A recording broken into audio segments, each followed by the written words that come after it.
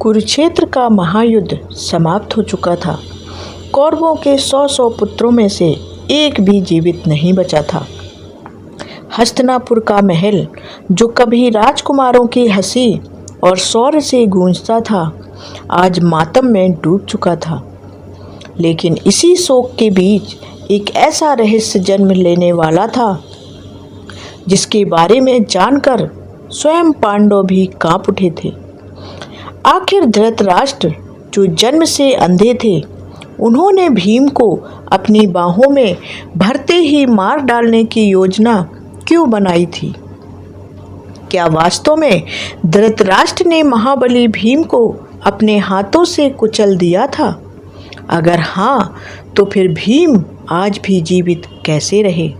और सबसे बड़ा सवाल, जब धृतराष्ट्र की बाहों में भीम आया, तब श्री कृष्ण ने ऐसा क्या किया कि एक क्षण में पूरी परिस्थिति ही बदल गई? आज की इस कथा में आपको एक एक करके पूरी घटना की जानकारी मिलेगी। हम जानेंगे, हम बताएंगे कि कुरुक्षेत्र के विनाश के बाद धृतराष्ट्र और गांधारी किस स्थिति में थे। पांडवों का सामना अपने ही ज्येष्ठ पिता से कैसे हुआ? धृतराष्ट्र के मन में भीम के प्रति इतना भयंकर क्रोध क्यों था? और श्री कृष्ण ने पहले से ही आने वाले खतरे को कैसे पहचान लिया था? लेकिन कथा के अंत में आपको एक ऐसी बात पता चलेगी जिसे जानकर शायद आपके होश उड़ जाएंगे। इसलिए वीडियो को अंत तक हमारे साथ जरूर देखिएगा, क्योंकि आखिरी रहस्य इस पूरी घटना को एक अलग ही अर्थ दे देता है। तो वीडियो को अंत तक जरूर देखिएगा। रहस्य पसंद आए तो वीडियो को लाइक कीजिएगा और चैनल को सब्सक्राइब कर लीजिए, क्योंकि हम ऐसे ही धार्मिक रहस्य आपके लिए लेकर आते हैं। कुरुक्षेत्र का युद्ध समाप्त हो चुका था। 18 दिनों तक चले इस भयंकर युद्ध ने केवल राज सिंहासन का फैसला नहीं किया था, बल्कि पूरे कुरुवंश की नींव हिला दी थी। दुर्योधन धरती पर पड़ा था, दुशासन का अंत हो चुका था और कौरवों के सभी भाई युद्ध भूमि में मृत्यु को प्राप्त हो चुके थे। हस्तिनापुर में अब विजय का उत्सव नहीं था। पांडवों के सामने भी ऐसी कोई खुशी नहीं थी, क्योंकि इस युद्ध में उन्होंने भी अपने प्रियजनों, गुरुजनों और संबंधियों को खो दिया था। दूसरी ओर धृतराष्ट्र और गांधारी के लिए तो जैसे संसार ही समाप्त हो चुका था। गांधारी ने अपने 100 पुत्रों को खो दिया था और धृतराष्ट्र ने अपने पूरे वंश को अपनी आंखों के सामने समाप्त होते हुए महसूस किया था। उनके भीतर एक ऐसा खालीपन था जिसे संसार की कोई भी शक्ति भर नहीं सकती थी। तभी कुंती ने धृतराष्ट्र को समझाया कि महाराज, जो होना था वह हो चुका है। अब हमें अपने हृदय पर पत्थर रखने होंगे और आगे के बारे में सोचना होगा। हमारे पुत्रों का अंतिम संस्कार हमें ही करना पड़ेगा। लेकिन क्या धृतराष्ट्र के मन में सचमुच सब कुछ समाप्त हो चुका था? तो उसका उत्तर है नहीं। उनके भीतर शोक के साथ साथ एक और आग जल रही थी। यह आग थी प्रतिशोध की आग। कुछ ही समय बाद समाचार मिला कि धृतराष्ट्र, गांधारी, कुंती और कुरुवंश की स्त्रियां कुरुक्षेत्र पहुंच चुकी हैं। पांडवों के शिविर में भी यह खबर पहुंची। सभी जानते थे कि अब उनका सामना उन स्त्रियों से होगा जिन्होंने अपने पति, पुत्र और भाई खोए हुए थे। पांचाली के मन में भी यह विचार था कि इतने बड़े विनाश के बाद उन माताओं और स्त्रियों के सामने कैसे जाया जाएगा। लेकिन पांडवों ने निश्चय किया कि वे सिर झुकाकर उनके सामने जाएंगी, क्योंकि युद्ध जीतने के बाद भी उनके हृदय में घमंड नहीं था। श्री कृष्ण भी उनके साथ थे। वे जानते थे कि युद्ध भूमि में जीत हासिल करना एक बात है, लेकिन युद्ध के बाद टूटे हुए हृदयों का सामना करना उससे कहीं कठिन होता है। जब धृतराष्ट्र अपने पुत्र दुर्योधन के शिविर में पहुंचे तो उनका हृदय टूट गया। उन्होंने उस स्थान को छूकर महसूस किया कि जहाँ कभी उनका पुत्र रहता था। उन्हें ऐसा लगने लगा जैसे दुर्योधन अभी आएगा और कहेगा, तातश्री प्रणाम। धृतराष्ट्र के लिए दुर्योधन केवल उनका पुत्र नहीं था, बल्कि उनके जीवन का सबसे बड़ा सहारा था। उसकी मृत्यु ने उनके भीतर एक गहरा घाव छोड़ दिया था। गांधारी भी शोक में डूबी हुई थी, लेकिन तभी पांडव वहां पहुंचे। सबसे पहले ज्येष्ठ पांडव युधिष्ठिर आगे आए और उन्होंने धृतराष्ट्र के चरणों में प्रणाम किया। धृतराष्ट्र ने उन्हें अपने सीने से लगा लिया। बाहर से वह एक दुखी पिता थे, लेकिन उनके भीतर एक भयंकर संघर्ष चल रहा था। युधिष्ठिर ने उनके किसी पुत्र की हत्या नहीं की थी, इसलिए उनके मन का क्रोध युधिष्ठिर पर नहीं था। उन्हें इंतजार था उस व्यक्ति का जिसने उनके सबसे प्रिय पुत्रों के विनाश में सबसे बड़ी भूमिका निभाई थी, और वो युवक था भीम। धृतराष्ट्र को याद था कि भीम ने युद्ध में उनके पुत्रों को एक एक करके पराजित किया था।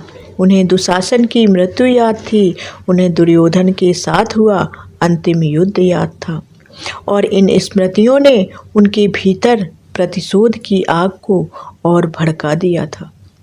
बाहर से वे शांत थे, लेकिन उनके मन में एक योजना बन चुकी थी कि जैसे ही भीम उनके पास आएगा, वे उसे अपनी बाहों में भरेंगे और अपनी असाधारण शारीरिक शक्ति से उसे कुचल देंगे। धृतराष्ट्र को लगता था कि भले ही उनकी आंखें संसार को ना देख सकें, लेकिन उनकी बाहों में इतनी शक्ति है कि कोई भी योद्धा उनसे बच नहीं सकता। और उन्हें यह भी विश्वास था कि उस क्षण स्वयं श्री कृष्ण भी भीम को नहीं बचा पाएंगे। अब कथा का अपने सबसे खतरनाक मोड़ पर पहुंचती है। पांडवों में भीम को आदेश दिया गया कि वह अपने तातश्री से जाकर आशीर्वाद लें। भीम आगे बढ़ने लगे, लेकिन इसी क्षण श्री कृष्ण की दृष्टि धृतराष्ट्र के मन को पड़ चुकी थी। वासुदेव समझ गए कि यह केवल एक शोकग्रस्त पिता का आलिंगन नहीं होने वाला, इस आलिंगन के पीछे मृत्यु छिपी हुई थी। श्री कृष्ण जानते थे कि यदि भीम सीधे धृतराष्ट्र की बाहों में चले गए तो परिणाम भयंकर हो सकता है, लेकिन श्री कृष्ण ने तुरंत किसी को भयभीत नहीं किया। उन्होंने अपनी बुद्धि और लीला से एक ऐसा उपाय किया जिसे देखकर हर कोई स्तब्ध रह गया। कहा जाता है कि धृतराष्ट्र के सामने भीम के स्थान पर भीम की लोहे की एक प्रतिमा प्रस्तुत कर दी गई। यह वही प्रतिमा थी जिसका उपयोग गदा युद्ध का अभ्यास करने के लिए किया जाता था। धृतराष्ट्र को इसका पता नहीं था। वे समझ रहे थे कि उनके सामने उनका वही भतीजा भीम खड़ा है जिसने उनके 100 पुत्रों का अंत किया है। धृतराष्ट्र ने भीम को अपने पास बुलाया और कहा, आओ वत्स, अपने तातश्री के गले लग जाओ। बाहर से उनके शब्दों में स्नेह था, लेकिन भीतर प्रतिशोध का ज्वालामुखी फटने वाला था। जैसे ही लोहे की प्रतिमा उनकी बाहों में आई, धृतराष्ट्र ने अपनी पूरी शक्ति लगा दी। उनकी बाहों का दबाव इतना भयंकर था कि लोहे की प्रतिमा चरमराने लगी। एक पल में वह प्रतिमा चकनाचूर हो गई। आवाज़ सुनकर वहां मौजूद सभी लोग चौंक गए। धृतराष्ट्र को लगा कि उन्होंने भीम का अंत कर दिया है।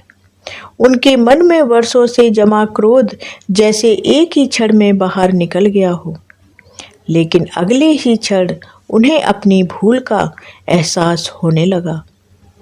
गांधारी ने पूछा, महाराज, यह आपने क्या किया? आपने प्रतिशोध की आग में सब कुछ खोने के बाद भी स्वयं को नहीं रोका? धृतराष्ट्र ने दुखी होकर कहा, कि मैं अपने मन में उठे प्रतिशोध के ज्वालामुखी को दबा नहीं सका। मुझे क्षमा कर दो। मुझे लगा कि मैंने भीम को मार डाला। तभी श्री कृष्ण ने सत्य सामने रखा। उन्होंने कहा, महाराज, भीम जीवित है। धृतराष्ट्र के लिए यह सुनना किसी चमत्कार से कम नहीं था। उन्होंने पूछा, अगर भीम जीवित है तो फिर मेरी बाहों में कौन था? श्री कृष्ण ने बताया कि वह भीम नहीं बल्कि लोहे की भीम की प्रतिमा थी। मैंने आपके मन में उठते हुए प्रतिशोध को पहले ही समझ लिया था, इसलिए भीम को रोककर उस प्रतिमा को आपके सामने रखा गया। धृतराष्ट्र की आंखें भले ही संसार को नहीं देख सकती थीं, लेकिन उस क्षण उन्हें अपने कर्मों का चेहरा दिखाई देने लगा था। और भक्तों, यहीं से इस कथा का सबसे बड़ा रहस्य शुरू होता है। श्री कृष्ण ने केवल भीम की जान नहीं बचाई थी, उन्होंने एक और विनाश को रोक दिया था। अब सोचिए, अगर उस दिन भीम वास्तव में धृतराष्ट्र की बाहों में चले जाते तो आखिर क्या होता?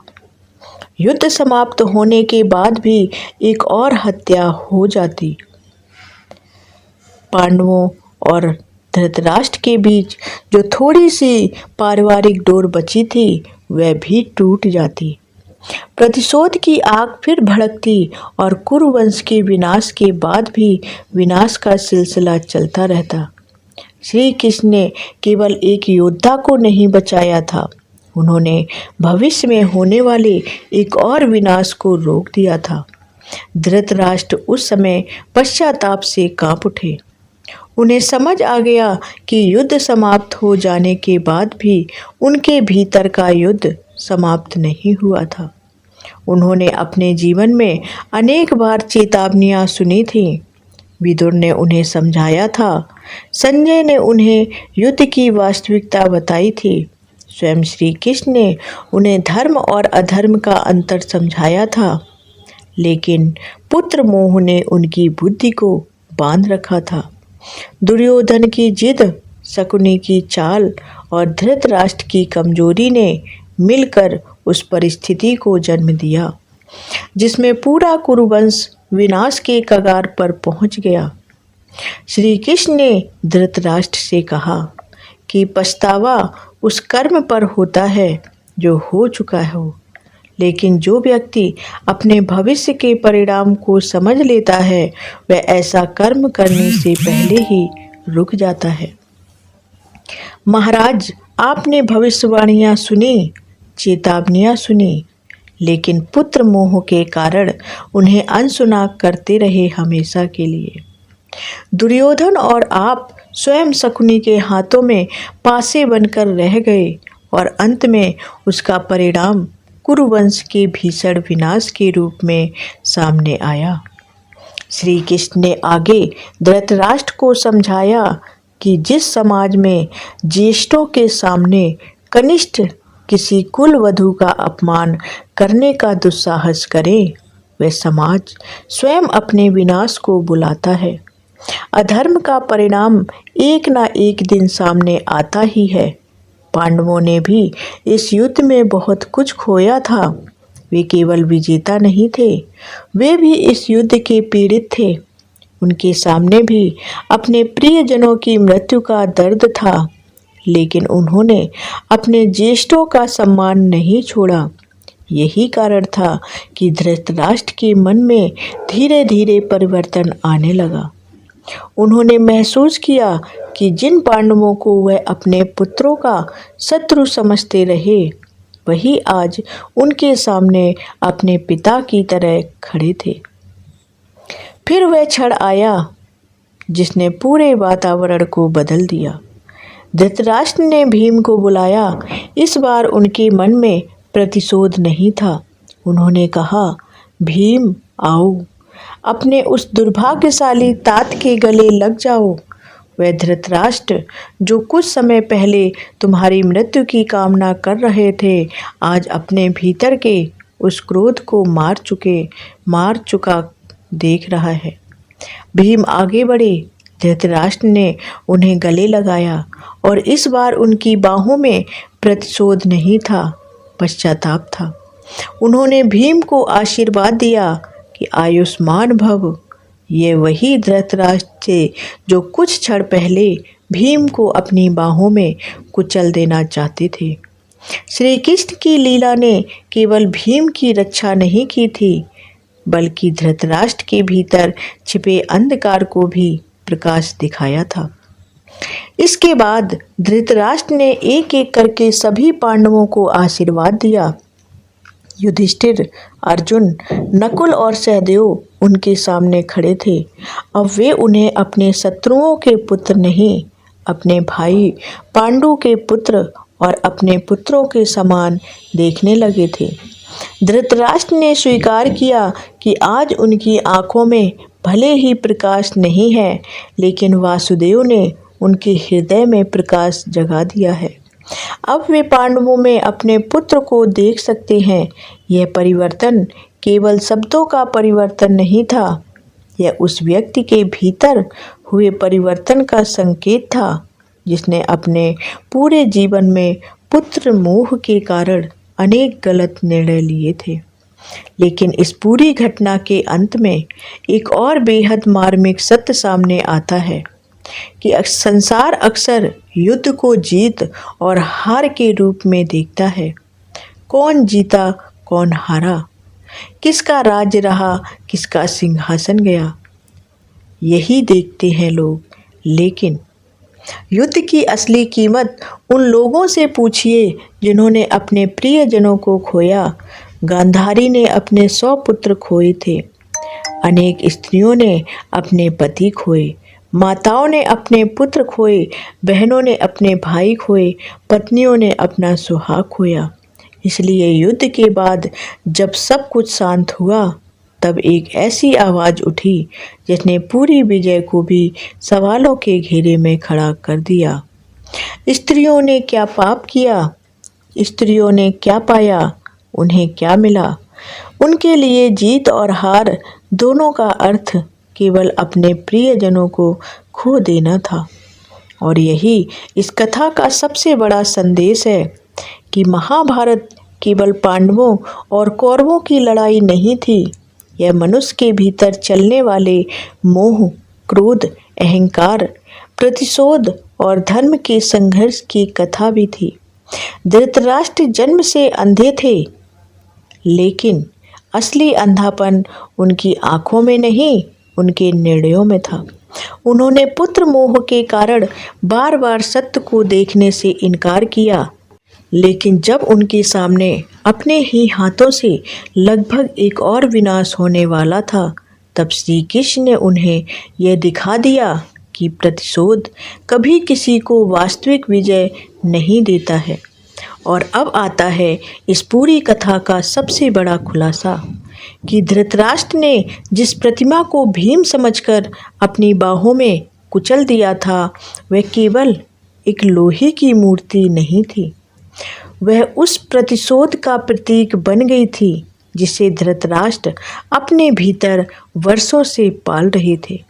जिस क्षण उन्होंने उसे तोड़ा, उसी क्षण उनके भीतर का वह क्रोध भी टूटना शुरू हुआ जिसने उन्हें जीवन भर सत्य से दूर रखा था। श्री कृष्ण ने भीम को बचाने के साथ साथ धृतराष्ट्र को भी उनके भीतर के अंधकार से बचाने का प्रयास किया, क्योंकि यदि धृतराष्ट्र उस दिन सचमुच भीम की हत्या कर देते, तो वे अपने शेष जीवन में केवल अपने पुत्रों के वियोग का ही नहीं, बल्कि अपने हाथों से किए गए एक और अपराध का बोझ भी उठाते होते। यही श्री कृष्ण की लीला की सबसे बड़ी विशेषता थी। जहाँ मनुष्य केवल सामने दिखाई देने वाली घटना देखता है, वहाँ श्री कृष्ण आने वाले परिणाम को भी देख रहे थे। जहाँ धृतराष्ट्र को केवल भीम दिखाई दे रहे थे, वहाँ श्री कृष्ण को एक और विनाश की संभावना दिखाई दे रही थी। इसलिए उन्होंने समय रहते परिस्थिति को बदल दिया उन्होंने युद्ध के बाद होने वाले एक और युद्ध को रोक दिया और अंत में धृतराष्ट्र के हृदय में द्वेष की जगह प्रेम का जन्म हुआ। इसलिए भक्तों, इस कथा से हमें एक बहुत बड़ा संदेश मिलता है कि क्रोध में लिया गया निर्णय अक्सर जीवन भर पछतावा बन जाता है। प्रतिशोध की आग सबसे पहले उसी व्यक्ति को जलाती है जिसके भीतर वह जन्म लेती है। धृतराष्ट्र ने अपने 100 पुत्र खोए, लेकिन यदि उस दिन श्री कृष्ण उन्हें नहीं रोकते तो वे अपने हाथों से एक और पुत्र को खो देते और पांडवों से हमेशा के लिए अलग हो जाते। श्री कृष्ण ने भीम की रक्षा करके यह सिद्ध कर दिया कि जब धर्म और जीवन की रक्षा का प्रश्न हो तब ईश्वर की लीला किसी भी रूप में सामने आ सकती है। और शायद यही कारण है कि महाभारत की यह घटना आज भी हमें सोचने पर मजबूर करती है। क्या सच में युद्ध में कोई जीतता है? सिंहासन किसी एक के पास जा सकता है, लेकिन युद्ध की राख में दोनों पक्ष कुछ न कुछ खो देते हैं। धृतराष्ट्र ने अपने पुत्र खोए, पांडवों ने अपने प्रियजन खोए और कुरुवंश ने अपनी शांति खो दी थी। अंत में यही कुछ बचा तो वह था श्री कृष्ण का संदेश कि अधर्म का अंत निश्चित है, लेकिन मनुष्य को अपने भीतर के क्रोध और मोह का अंत स्वयं करना पड़ता है। यदि आपको यह कथा पसंद आई हो तो वीडियो को लाइक ज़रूर करें और इस कथा को अपने परिवार और श्री कृष्ण भक्तों के साथ शेयर ज़रूर करें और ऐसी ही रहस्यमयी एवं ज्ञानवर्धक पौराणिक कथाओं के लिए हमारे चैनल को सब्सक्राइब कर लें और हमारे साथ जुड़े रहें, क्योंकि महाभारत में कही गई हर घटना के पीछे एक गहरा संदेश छिपा है और कभी कभी सबसे बड़ा रहस्य वही होता है जिसे हम सबके सामने होते हुए भी देख नहीं पाते। तो मिलते हैं अगली बार ऐसे ही एक और रहस्य के साथ अगली वीडियो में। तब तक के लिए जय श्री कृष्णा। कमेंट में जय श्री कृष्णा ज़रूर लिखें। जय श्री कृष्णा। हर हर महादेव। धन्यवाद।